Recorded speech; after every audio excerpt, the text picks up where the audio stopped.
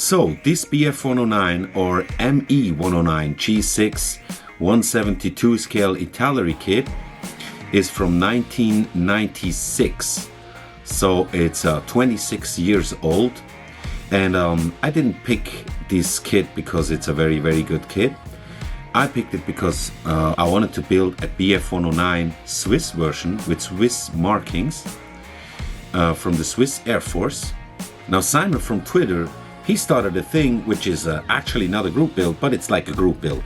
And it's called hashtag JFF109. So hashtag JFF109, which means just for fun 109. Okay? If you have a Twitter account, you should definitely go over there, check it out, and maybe start a build by yourself also. Hey, hashtag JFF109. Just use the hashtag JFF109 and let Simon know that you're in.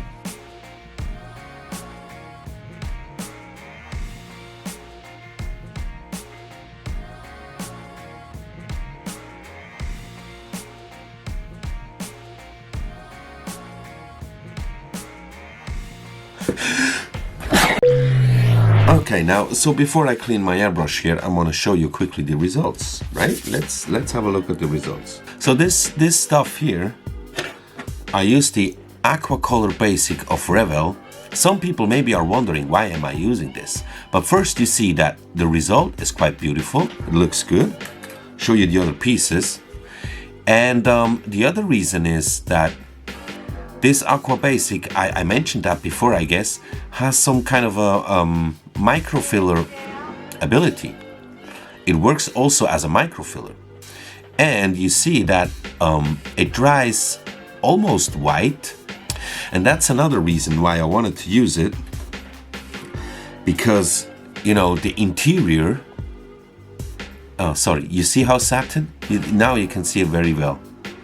The satin finish it gets when it's dry. So the interior I'm going to use is the RLM 66, which is quite dark. It's a dark gray. Actually, it's called Schwarzgrau, black gray. And yeah, first of all, on a small model like 172 scale, and especially the Bf-109 is a very small aircraft, colors look more dark. So if I have the interior completely dark, you won't be seeing much through the canopy. Even though I maybe plan to build it with an open canopy, you won't be seeing much. So I think it's better to use a bright primer for the dark interior. Yeah, it's better because if it's too dark, you won't be seeing anything. I mean, it's sometimes, you know, it's hard enough to see any of the details you put into cockpit. So why make your job even harder, you know?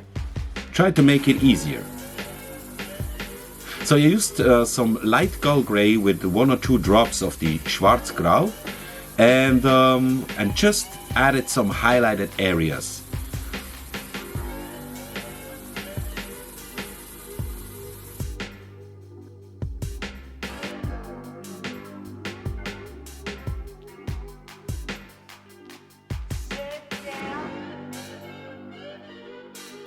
You can see it here inside the fuselage or inside the landing gear, and you can see the effect when it's all closed. Okay, here I'm applying a gloss coat, the AK Interactive gloss coat, and what I'm doing is just the first layer is like a mist, a very thin layer. Let it dry, it will dry quite fast because it's so thin. Then maybe do another thin layer, and after that I go over it with 1 or 2 passes. But I go like full throttle on the airbrush, press the trigger down completely, and you know, cover it with a nice coat. First one time, let it dry. If needed, do it a second or a third time, but not at once. Let it dry, always in between, let it dry. The result is a completely shiny surface. You just have to be careful if you apply it too thick, and if you apply too many coats, you will maybe start hide some of the details because you just fill those panel lines, for instance. Right. Machen wir noch. Ja, weißt du, sowieso gut für zum Schlafen noch frische Windeln. Was? voll. Aber wir können sie trotzdem frische machen für auf die Nacht. Die sind aber nicht voll. Ja, machen wir gleich. Die sind voll. Okay, ich mache trotzdem noch frische. Aber nachher. Auch wenn sie nur halb voll sind.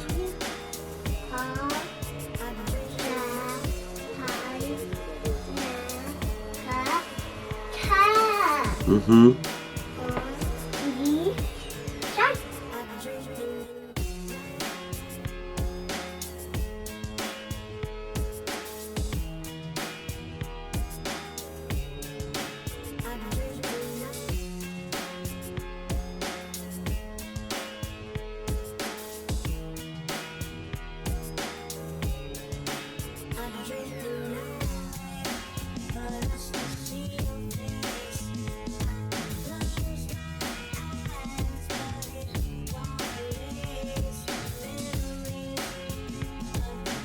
So after using a bit panel line washes, I used the Amomig enamel panel line washes and applied some glue and glaze for the instrument panel.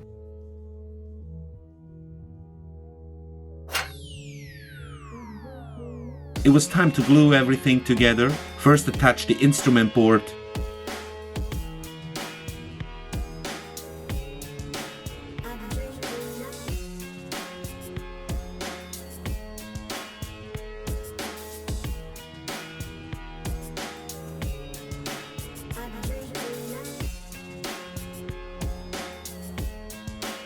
And then glue the two halves of the fuselage together.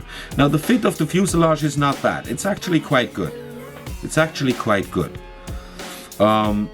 Later on we will see that the fit from the wings to the fuselage at the wing root is not quite as good as the fit of the two fuselage halves.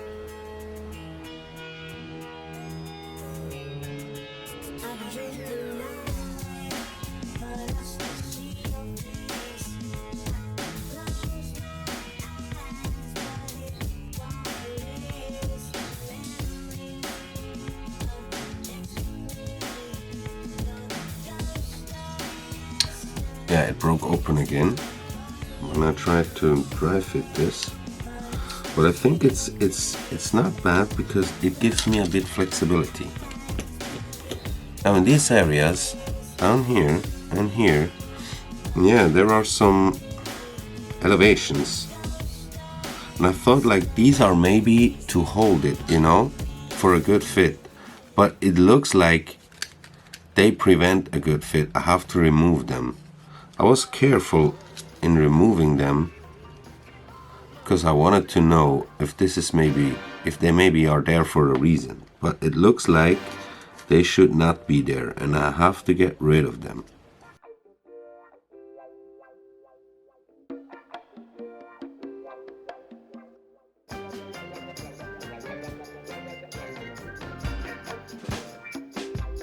Sand it along this section here, sanded it down a bit. There was a curve going inside a bit, which created troubles with this line here. So that wouldn't actually snap in there. Then I re-scribed the profile, you could say. Made that edge you can see here.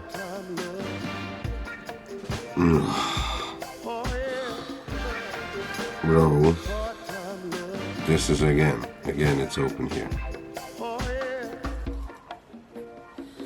Scheiße. When you wanna fit this in, everything starts to break up.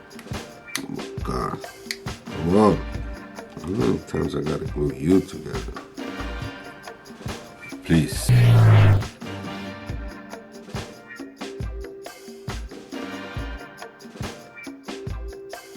After I glued it together for the 105th time, it was actually time for the marriage.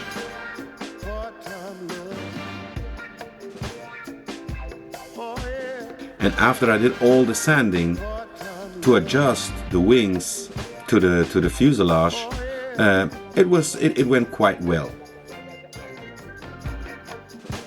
Some areas are there to be filled with some putty, but it's nothing compared to what it looked like in the beginning.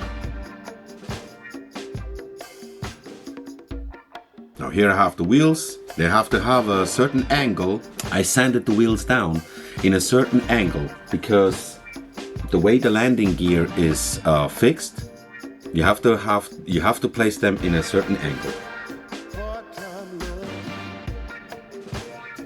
I used AK Interactive putty.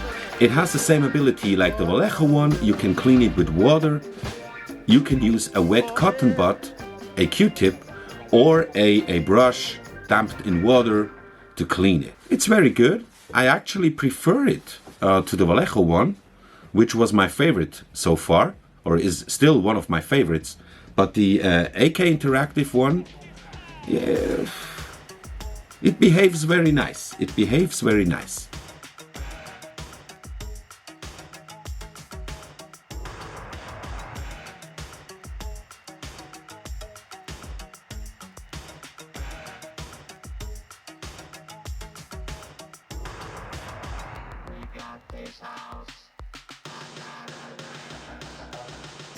So with my very cheap hobby saw, I rescribed the panel lines.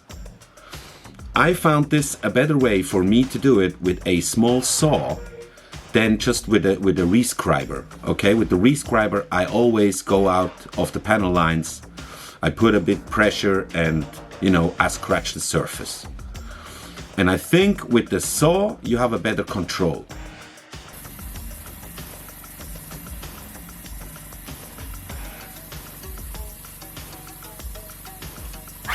So, whoops!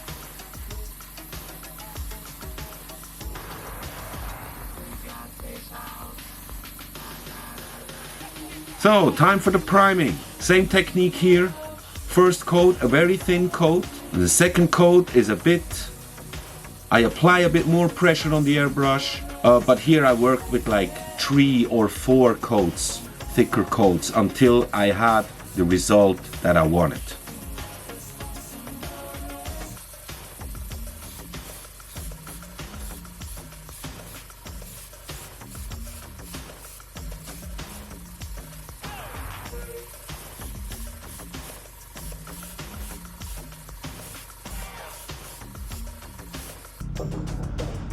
I'm checking a cutaway because I want to find out where exactly this antenna cable here will be connected, because I want to drill a hole, small hole, so I can attach the rigging wire there. Okay, so 1, 2, 3, 4. 1, 2, 3, and there is no number 4 here. I just have to imagine where it possibly could be. Here's the medicine. So should be up. It will be, let's say it like this. It will be up here. So drilling. Could have used a needle maybe, but now it's very visible because, yeah, everything is black. And you see the light gray plastic underneath. Yeah, I know, I'm coming. You see my airbrush compressor is talking to me. Let's go, Chris. You wanted to paint, right?